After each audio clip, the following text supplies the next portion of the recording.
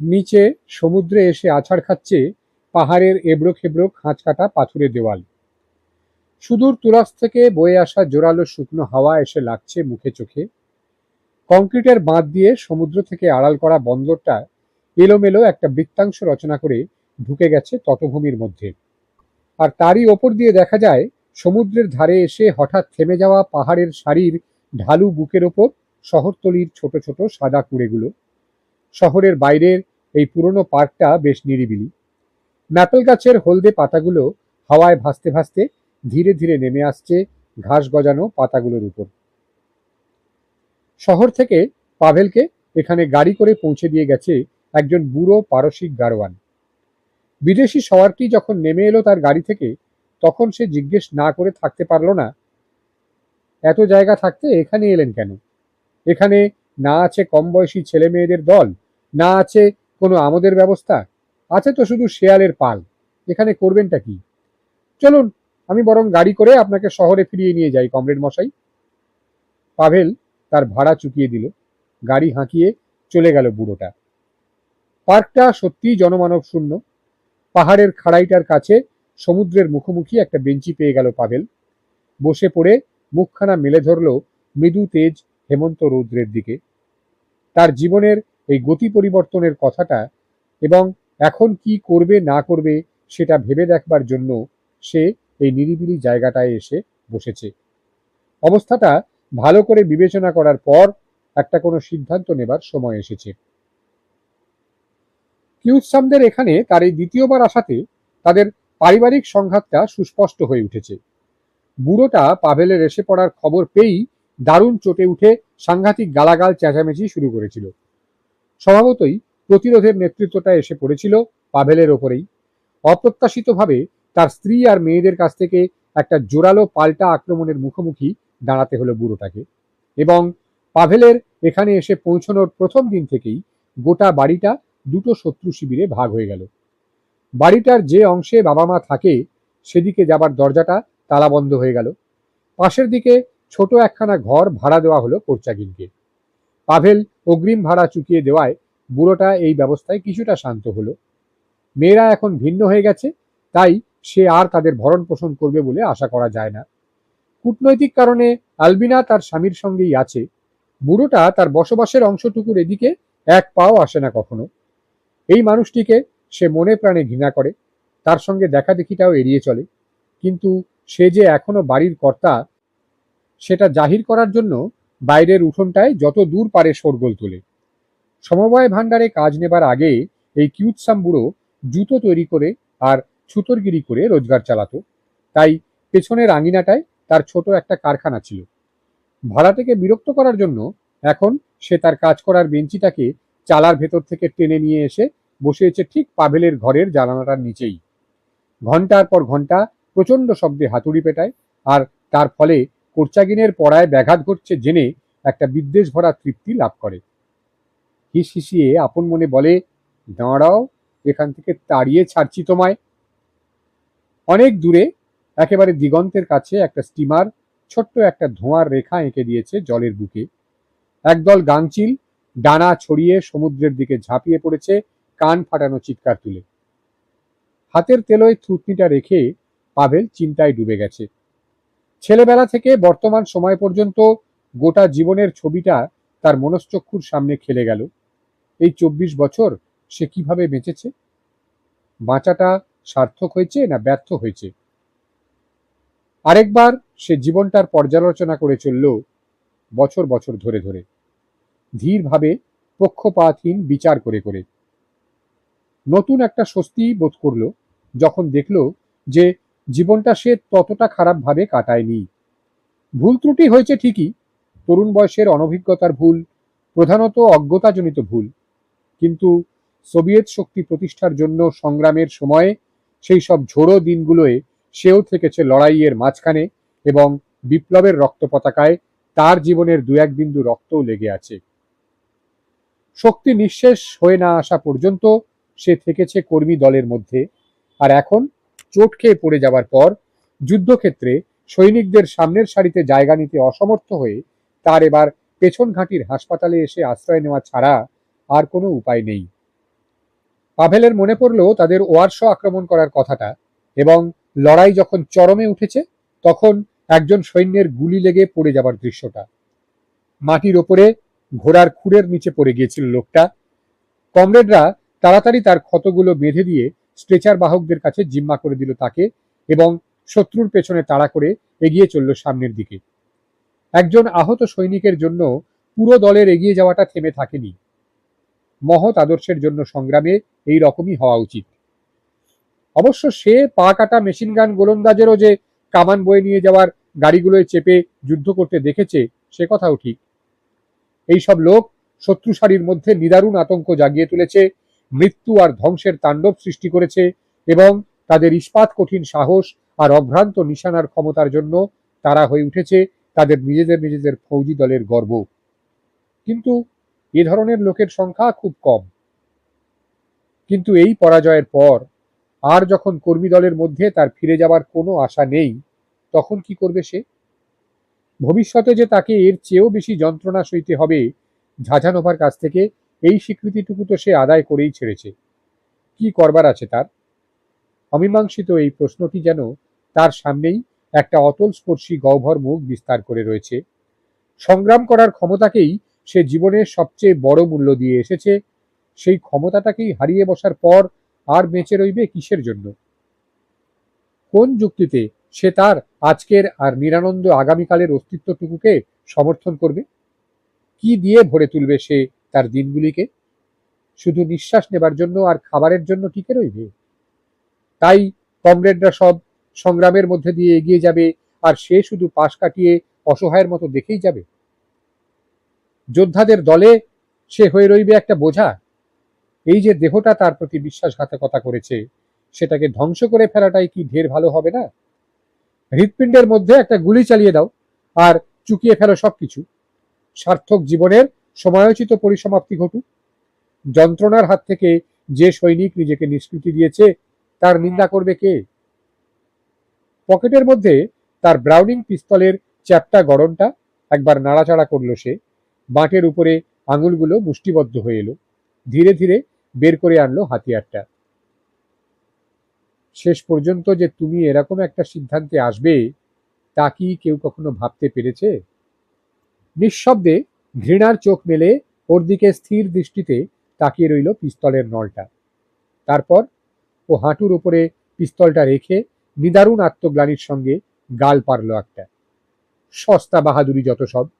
যে কোনো আহাম্মকিত গুলি খেয়ে আত্মহত্যা করতে পারে, ওটাই তো সবচেয়ে সহজ পথ, কাপুরুষের পথ। জীবন যখন তোমার উপরে বড় বেশি রকমের নির্দয় হয়ে উঠেছে, তখন তো যে কোনো সময়ই খুলির মধ্যে একটা গুলি চালিয়ে দিতেই পারো। কিন্তু জীবনের ভালো দিকটাকে কাজে লাগাবার চেষ্টা করেছো কি? এ কথাটা কি বিনা দ্বিধায় বলতে পারো যে লোহার ফাঁদটাকে কেটে বেরিয়ে আসার জন্য চেষ্টার কোনো ত্রুটি তুমি রাখোনি? নভগ্রাদ ভলেনস্কির সেই লড়াইয়ে আমরা পরপর 17 বার হামলা চালিয়ে সমস্ত বাধা বিপত্তি সত্ত্বেও শেষ পর্যন্ত জয়ী হলাম, সে কথাটা ভুলে গেছো নাকি? সরিয়ে রেখে দাও পিস্তলটা। আর কখনো কারোর কাছে ঘুণাক্ষরেও এই কথাটা বলো না যেন। জীবন যখন অসহনীয় হয়ে ওঠে তখন কি করে বাঁচতে হয় সেটা শেখো। জীবনটাকে কাজে লাগাও। দাঁড়িয়ে উঠে রাস্তা বেয়ে চলল পাভেল। পথ চলতি একজন পাহাড়ি তাকে তার গাড়িতে তুলে নিয়ে পৌঁছে দিল। শহরে পৌঁছে গাড়ি থেকে সে নেমে গেল। একখানা খবরের কাগজ কিনে নিয়ে তাতে পড়ল দেমিয়ান বেদনিক ক্লাবে শহর পার্টি গ্রুপের একটা সভার ঘোষণা। সেদিন অনেক রাত্রে পাভেল বাড়ি ফিরল। সভায় সে বক্তৃতা দিয়েছিল, জানতেও পারেনি যে বড় কোনো সাধারণ সভায় তার এই শেষ বক্তৃতা। পাভেল যখন বাড়ি ফিরল, তাইয়া তখনও জেগে আছে। পাভেলের এই দীর্ঘ অনুপস্থিতিতে সে দুর্ভাবনায় পড়েছিল। মনে পড়ছিল সকালে পাভেলের দুই চোখে সে কেমন যেন বিষণ্ণ গম্ভীর আর নিরুত্তাপ একটা চাউনি লক্ষ্য করেছে, যে চোখ দুটির দৃষ্টি সর্বদাই প্রাণবন্ত আর উজ্জ্বল। উদ্বিগ্ন হয়ে ভাবছিল কি হলো ওর। পাভেল কখনো নিজের সম্বন্ধে কিছু বলতে ভালোবাসে না, কিন্তু সে যে কোনো একটা নিদারুণ মানসিক যন্ত্রণায় ভুগছে সেটা তাইয়া অনুভব করেছিল। মার ঘরে ঘড়িটায় যখন 2টো বাজলো, তখন বাইরের দেউড়িটার ক্যাঁচকেচে আওয়াজ শুনতে পেল তাইয়া। জ্যাকেটটা মাথার উপর গড়িয়ে সে ভেতরের দরজাটা খুলে দেবার জন্য বেরিয়ে এলো। ঘুমন্ত লোলার ঘরের মধ্যে দিয়ে যাওয়ার সময় সে এপাশ ওপাশ করে অস্পষ্ট ভাষায় কি যেন বলে উঠল।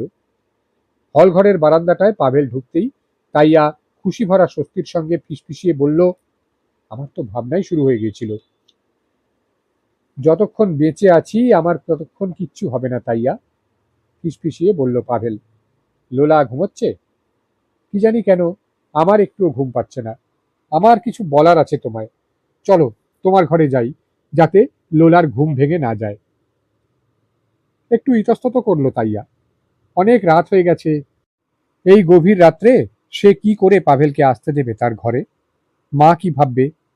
কিন্তু পাভেল পাছে মনে আঘাত পায়, এই আশঙ্কায় সে তার অনুরোধ প্রত্যাখ্যান করতে পারল না। পাভেলের আগে আগে ঘরের দিকে এগিয়ে যেতে যেতে অবাক হয়ে ভাবল, কাকে আবার কি বলার থাকতে পারে ওর? যা বলছিলাম তাইয়া, নিচু গলায় বলতে লাগলো পাভেল। মৃদু আলোকিত ঘরে তাইয়ার মুখোমুখি বসেছে সে। এত কাছাকাছি বসেছে যে তার নিঃশ্বাসের স্পর্শ পাচ্ছে তাইয়া। মাঝে মাঝে জীবনের গতি এমন অদ্ভুতভাবে মোড় নেয় যে ভাবলে অবাক হয়ে যেতে হয়। এই গত কয়েকদিন ধরে আমার অতি বিশ্রী লাগছিল।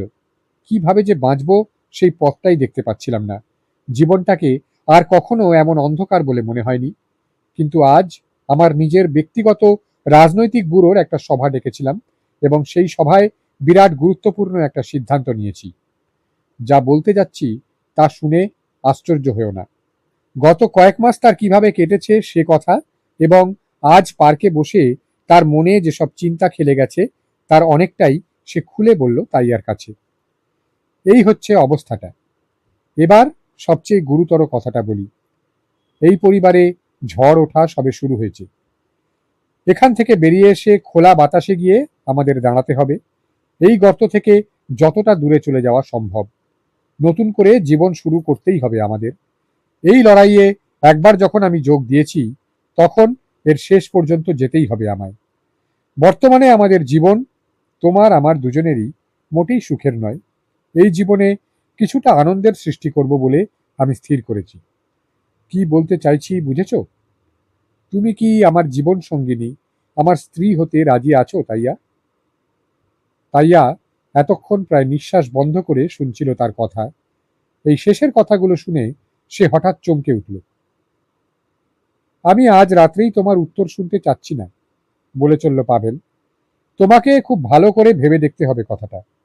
আমার মনে হচ্ছে তুমি বোধহয় বুঝতে পারছো না যে নিয়ম মাফিক পূর্বরাগের পালা, প্রেম ইত্যাদি না চালিয়ে এ ধরনের কথা কি করে এমন স্থূলভাবে বলে ফেলা যায়।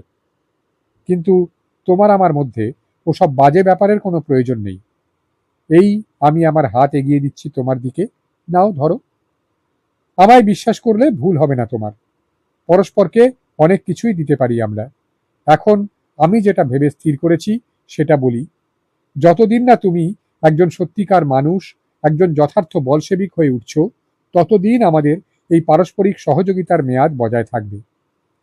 এ ব্যাপারে যদি আমি তোমায় সাহায্য করতে না পারি, তাহলে জানবো আমার এক কানাকড়িও দাম নেই। ততদিন পর্যন্ত আমাদের সহযোগিতার চুক্তি কিছুতেই ভাঙা চলবে না। কিন্তু তোমার মন যখন পরিণত হয়ে উঠবে, তখন তুমি সমস্ত রকম বাধ্যবাধকতা থেকে খালাস পেয়ে যাবে। কে জানে কি ঘটবে? একেবারে পুরোপুরি পঙ্গু হয়ে যেতে পারি আমি, এবং সেক্ষেত্রে মনে রেখো, তুমি আমার কাছে বাধা পড়ে গেছো বলে কিছুতেই মনে করো না। দু এক মুহূর্ত চুপ করে রইল সে। তারপর স্নেহভরা কোমল গলায় আবার বলল, আমার বন্ধুত্ব আর ভালোবাসা এই আমি জানিয়ে রাখলাম তোমায়। তাইয়ার হাতখানা সে ধরে রইল। একটা প্রশান্তি অনুভব করলো মনে মনে, যেন তাইয়া ইতিমধ্যেই তার ভালোবাসা গ্রহণ করেছে। প্রতিজ্ঞা করছো তুমি কখনো আমায় ছেড়ে যাবে না? আমি শুধু তোমাকে আমার মুখের কথাটুকুই দিতে পারি তাইয়া। আমার মতো লোকেরা যে তাদের বন্ধুদের কখনো ঠকায় না, সেটা বিশ্বাস করা না করাটা তোমার উপরেই নির্ভর করছে। আমি শুধু আশা রাখি যে তারাও আমাকে ঠকাবে না, ক্ষোভের সঙ্গে বলল পাভেল। আজ রাত্রে আমি তোমার কোনো উত্তর দিতে পারছি না। ব্যাপারটা আমার পক্ষে বড় আকস্মিক, বলল তাইয়া। উঠে পড়ল পাভেল। শুতে যাও তাইয়া, ভোর হয়ে আসছে। নিজের ঘরে এসে জামা কাপড় না ছেড়েই পাভেল শুয়ে পড়ল এবং বালিশে মাথা রাখার সঙ্গে সঙ্গেই ঘুমিয়ে পড়ল। পাভেলের ঘরে জানালার পাশের ডেস্কটার উপরে উঁচু হয়ে আছে পার্টি লাইব্রেরি থেকে আনা বই, খবরের কাগজ আর লেখায় ভর্তি কতগুলো নোট বইয়ের স্তূপ। একটা বিছানা, দুটো চেয়ার এবং তার আর তাইয়ার ঘরের মাঝখানের দরজাটার গায়ে টাঙানো খুদে খুদে লাল আর কালো নিশান চিহ্নিত মস্ত বড় একটা চীনের মানচিত্র। এই হচ্ছে ঘরটার যা কিছু আসবাব।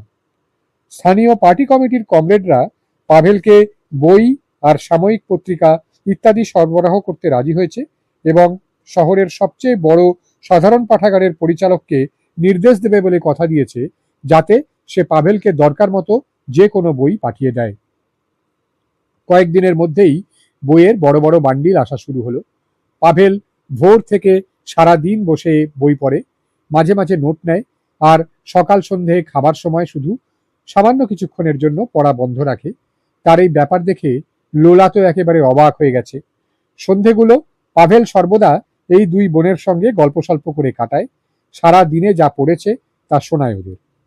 রাত্রি 12টা বেজে যাবার অনেক পরেও বুড়ো কিউৎসাম তার ওই অবাঞ্ছনীয় ভাড়াটের জানালার খড়খড়ির ফাঁকে আলোর রেখা দেখতে পায়।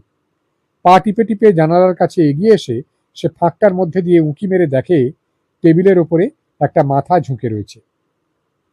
এত রাতে ভদ্রলোকেরা সব যখন ঘুমোচ্ছে বিছানায় শুয়ে, তখন এই লোকটা সারা রাত্রি ধরে আলো জ্বালিয়ে রেখেছে। ভাবখানা যেন ওই এই বাড়ির কর্তা। ও আসার পর থেকে মেয়ে দুটো তো আমার একেবারেই শাসনের বাইরে চলে গেছে। মনে মনে গজগজ করতে করতে বুড়োটা তার নিজের ঘরের দিকে ফিরে যায়। 8 বছরের মধ্যে এই প্রথমবার পাভেল এতখানি অজস্র সময় পেয়েছে এবং এই প্রথম তার হাতে করবার মতো কোনো কাজ নেই। সময়ের সদ্ব্যবহারে লেগে গেছে সে। জ্ঞানের সাধনায় নবদীক্ষিতের আগ্রহ ঔৎসুক্য নিয়ে বই পড়ে চলেছে। দিনে 18 ঘন্টা পড়াশুনো করে সে। তার শরীরে যে এ অত্যাচার আর কতদিন সইত বলা যায় না, কিন্তু একদিন তাইয়ার একটা প্রাসঙ্গিক মন্তব্যে সবকিছু বদলে গেল।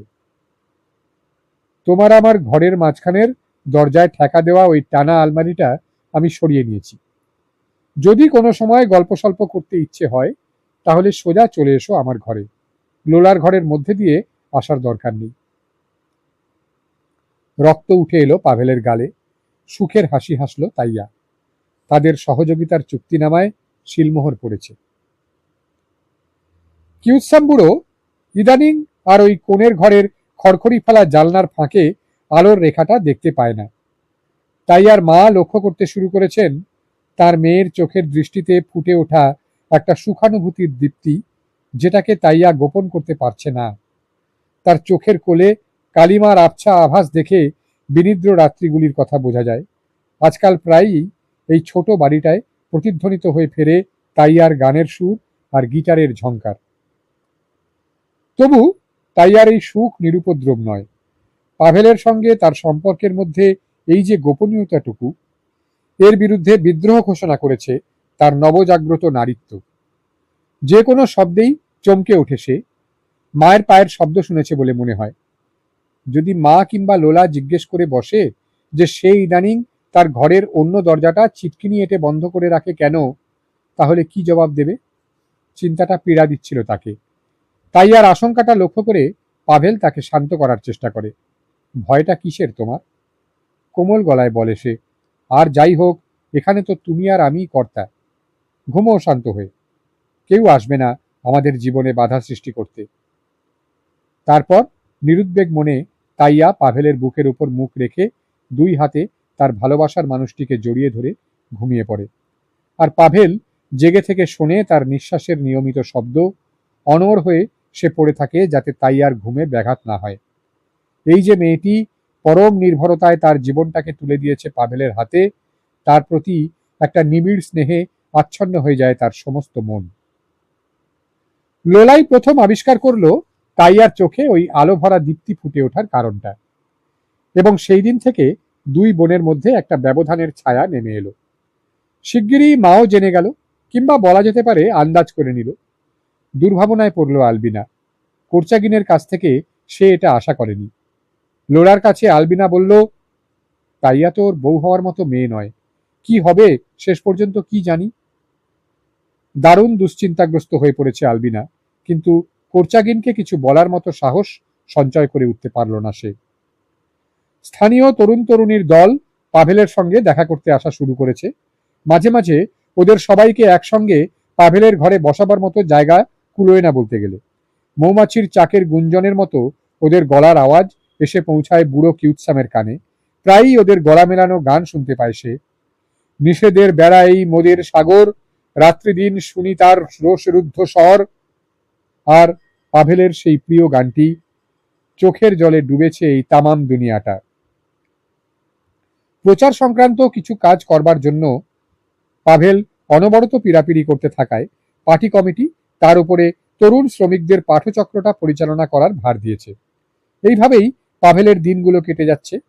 আরেকবার সে শক্ত দুই হাতে হাল চেপে ধরেছে এবং তার জীবন তরিখানা বার কতক বিপজ্জনকভাবে টলমল করে ওঠার পর এখন আবার একটা নতুন পথ কেটে চলেছে নির্দিষ্ট গতিতে। পড়াশুনো আর জ্ঞান সঞ্চয়ের মধ্যে দিয়ে পাভেলের আবার পার্টি কর্মীদের মধ্যে ফিরে আসার স্বপ্নটা সফল হতে চলেছে। কিন্তু জীবন পাভেলের গতিপথে একটার পর একটা বাধা সৃষ্টি করেই চলেছে এবং এই প্রত্যেকটা বাধা তার লক্ষ্যে পৌঁছানোর পথে খানিকটা করে দেরি করিয়ে দিচ্ছে দেখে সে দারুণ বিক্ষুব্ধ হয়ে উঠেছে।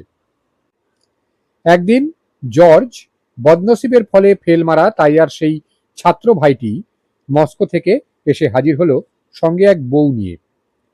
সে এসে উঠল তার ব্যারিস্টার শ্বশুরের বাড়ি এবং সেখান থেকে টাকার জন্য মার উপর দারুণ তাগিদ দিতে থাকলো।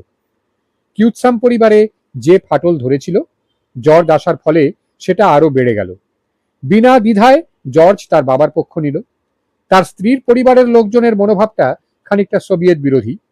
এদেরই সহযোগিতায় সে নানান ফন্দি খাটিয়ে কোর্চাগিনকে বাড়ি থেকে তাড়িয়ে দেবার জন্য এবং তাইয়া যাতে তাকে ছেড়ে আসে তার জন্য চেষ্টা করতে লাগলো। লোলা আরেকটা শহরে একটা চাকরি পেয়ে যাওয়ায় জর্জের এসে পৌঁছানোর 2 সপ্তাহ বাদে সে তার বাচ্চা ছেলেটিকে আর মাকে সঙ্গে নিয়ে এখান থেকে চলে গেল। এর দিন কতক বাদেই পাভেল আর তাইয়া চলে গেল দূরে সমুদ্রের ধারে একটা শহরে।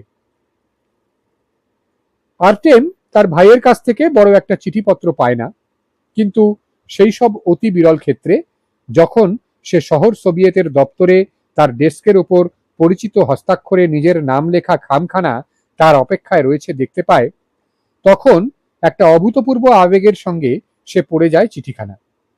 আজও সে খামখানা খুলতে খুলতে সস্নেহে ভাবল মনে মনে, আহা পাভেল, তুই যদি আমার আরো কাছাকাছি থাকতিস, নানা বিষয়ে তোর পরামর্শ পেলে আমার ভারী সুবিধে হতো ভাই। চিঠিখানা পড়তে লাগলো সে। আর্টেম, সম্প্রতি আমার জীবনে যা যা ঘটেছে সেসব তোমায় জানাবার জন্য এই চিঠি লিখছি। এসব কথা আমি তোমাকে ছাড়া আর কাউকে লিখি না। আমি জানি একমাত্র তোমাকেই বিশ্বাস করে এসব কথা খুলে বলা যায়, কারণ তুমি আমাকে জানো বলেই কথাগুলো বুঝবে। স্বাস্থ্যের দিক থেকে জীবন আমাকে আঘাতের পর আঘাত এনে ক্রমাগত পেড়ে ফেলেছে। একটা আঘাতের বিরুদ্ধে লড়াই করতে করতে উঠে দাঁড়াবার প্রায় সঙ্গে সঙ্গেই আগের চেয়ে আরো নির্মম আঘাত এসে আমাকে ফের পেরে ফেলছে। সবচেয়ে ভয়ঙ্কর ব্যাপারটা হচ্ছে এই যে আমার আর প্রতিরোধের শক্তি নেই। প্রথমে আমি আমার বাঁ হাতখানার সঙ্গে সমস্ত শক্তি খুইয়ে বসলাম, কিন্তু এতেও যেন দুর্ভোগের পরিমাণটা যথেষ্ট হলো না। তাই এবারে আবার 2 পায়ের জোর একেবারে নষ্ট হয়ে গেল। এই সেদিন পর্যন্ত তবু কোনো রকমে হাঁটাহাঁটিটুকু করতে পারছিলাম, ঘরের সীমানার মধ্যেই অবশ্য, কিন্তু এখন বিছানা থেকে টেবিলটার কাজ পর্যন্ত হামাগুড়ি দিয়ে যেতেও আমার কষ্ট হয় এবং অবস্থাটা যে এর চেয়েও খারাপ দাঁড়াবে তা জানি। আগামীকাল যে আমার অবস্থা কি দাঁড়াবে তা কেউ জানে না। ইদানিং আর আমার বাড়ির বাইরে একেবারেই যাওয়া হয় না। আমার জানালা দিয়ে সমুদ্রের ছোট্ট একটা ভগ্নাংশ মাত্র দেখতে পাওয়া যায়। দেহ মনের এই যে বিরোধ, মানুষের জীবনে এর চেয়ে বড় ট্র্যাজেডি আর কি হতে পারে। দেহটা প্রতি পদে আমাকে মেনে চলতে অস্বীকার করে বসছে, অথচ মনটা আমার একজন বলশেভিকের, এমন একজন বলশেভিকের যে কাজ করবার জন্য একান্ত উদ্গ্রীব। সংগ্রামী সৈনিকের সারিতে তোমরা যারা গোটা লড়াইয়ের মোর্চা জুড়ে এগিয়ে চলেছ নিদারুণ তুষার ঝঞ্ঝার মধ্যে দিয়ে পথ কেটে, তাদেরই পাশাপাশি থাকার জন্য যার একমাত্র কামনা। আমি এখনো বিশ্বাস করি যে কর্মী দলের মধ্যে আমি আবার ফিরে যাব, দরকারের সময় সৈনিকদের সারিতে গিয়ে আমি জায়গা নেব, বেয়োনেট বাগিয়ে ধরব শত্রুকে আক্রমণ করার জন্য। এ বিশ্বাস আমাকে রাখতেই হবে, না রাখার কোনো অধিকার আমার নেই। 10 বছর ধরে পার্টি আর কমসমল আমাকে লড়াই করতে শিখিয়েছে এবং আমাদের সবাইকে উদ্দেশ্য করে আমাদের নেতা যা বলে গেছেন তা আমার পক্ষেও সমান প্রযোজ্য। কোথাও এমন কোনো দুর্গ নেই যা বলশেভিকেরা জয় করে নিতে না পারে। ইদানিং পুরোপুরি পড়াশুনোর মধ্যে দিয়ে আমার জীবনটা কাটছে, শুধু বই আর বই। অনেক কিছু পড়ে ফেলেছি আর্টেম, সমস্ত ক্লাসিক সাহিত্য ভালো করে অনুসরণ করেছি। বাড়িতে বসে চিঠিপত্রের মারফত কমিউনিস্ট বিশ্ববিদ্যালয়ে ক্লাস করার যে ব্যবস্থা আছে, আমি সেটার প্রথম বছরের পরীক্ষায় পাশ করেছি। বিকেলের দিকে তরুণ কমিউনিস্টদের একটা পাঠচক্রের পরিচালনা করেছি। পার্টি সংগঠনের প্রত্যক্ষ কর্মজীবনের সঙ্গে আমার যোগসূত্র এই তরুণ কমরেডরা। এরপরে তাইয়া আছে, তার রাজনৈতিক শিক্ষা আর সাধারণ মানসিক উৎকর্ষকে বাড়িয়ে তোলার জন্য আমি যথাসাধ্য চেষ্টা করছি। আর আছে আমার এই স্নেহময়ী স্ত্রীর ভালোবাসা আর সাদর পরিচর্যা। তাইয়া আর আমি দুজনে পরস্পরের নিকটতম বন্ধু। খুব সাদাসিধেভাবে সংসার চলে আমাদের। আমার 32 রুবল মাসোহারা আর তাইয়ার রোজগার, এই মিলিয়ে বেশ চলে যাচ্ছে আমাদের। যে পথ বেয়ে আমি পার্টিতে এসেছি, তাইয়াও সেই পথেই এগোচ্ছে। ও কিছুদিন একটা বাড়িতে কাজ করেছে, এখন একটা খাবার দোকানে ডিশ ধোয়ার কাজ করছে। এই শহরে কোনো কলকারখানা নেই। সেদিন ও আমাকে ভারী গর্বের সঙ্গে মহিলা বিভাগের প্রতিনিধি হিসেবে পাওয়া ওর প্রথম পরিচয়পত্রখানা দেখাচ্ছিল। এটা ওর কাছে শুধু একটা কাগজের টুকরো মাত্র নয়, ওর মধ্যে আমি এক নতুন নারীর জন্ম দেখতে পাচ্ছি এবং এই জন্ম প্রক্রিয়ায় আমি আমার যথাসাধ্য সাহায্য করছি। ওর পরবর্তী পদক্ষেপটা হবে বড় কোনো কারখানায় ঢোকা, যেখানে কাজের মধ্যে দিয়ে বৃহৎ শ্রমিক সম্প্রদায়ের অংশ হিসেবে ও ক্রমশই রাজনৈতিক পরিণতি অর্জন করবে। কিন্তু ওর পক্ষে এখানে যেটুকু করা সম্ভব সেইটাই করছে ও। তাইয়ার মা দুবার এখানে এসে আমাদের সঙ্গে দেখা করে গেছেন। নিজের অজান্তেই তিনি তাইয়াকে পেছন দিকে এমন একটা জীবনের মধ্যে টেনে নিয়ে যাবার চেষ্টা করছেন, যে জীবন তুচ্ছ গতানুগতিকতায় ভরা আর বাস্তব সম্বন্ধে ব্যক্তিগত স্বাতন্ত্র্যবাদী দৃষ্টিভঙ্গি গ্রহণ করার ফলে একটা সংকীর্ণ গণ্ডির মধ্যে যে জীবন আষ্টে পৃষ্ঠে বাধা পড়েছে, বোঝার ভারে নুয়ে পড়েছে।